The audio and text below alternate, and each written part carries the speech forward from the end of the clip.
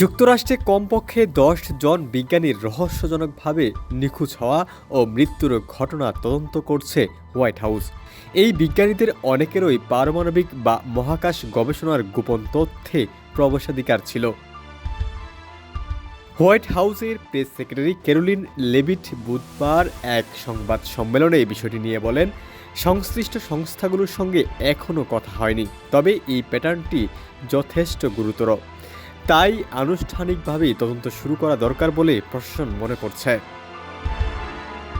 নিখোঁজদের মধ্যে রয়েছেন নাসার জেট প্রপালশন ল্যাবরেটরির সিনিয়র মহাকাশ প্রকৌশলী মনিকা রেজা। তিনি ২০২৫ সালের জুনে ক্যালিফোর্নিয়ায় হাইকিং করতে গিয়ে নিখোঁজ হন।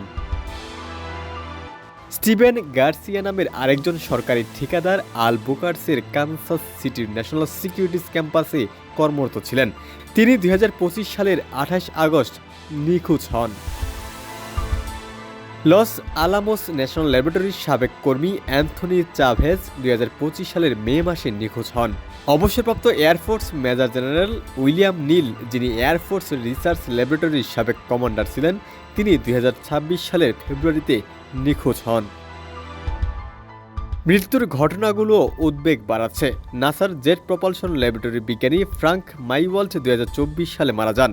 তার মৃত্যুর কারণ প্রকাশ্যে জানানো হয়নি। একই ল্যাবরেটরির গবেষক Michael David Higgs DART project ও ডিপ স্পেস এক মিশনে কাজ করছিলেন। তিনি ২০২৩ সালের জুলাইয়ের মারা যান। তার মৃত্যুর কারণও জানানো হয়নি। এই ঘটনাগুলো এমন সময় ঘটছে যখন হোয়াইট হাউস নাসা ও পেন্টাগনকে পারমাণবিক মহাকাশ চুল্লি তৈরির কাজ দ্রুত করতে বলছে।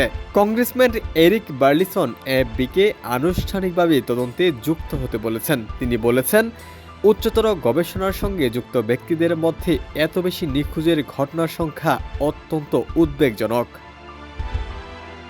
ডেস্ক রিপোর্ট, সমকাল।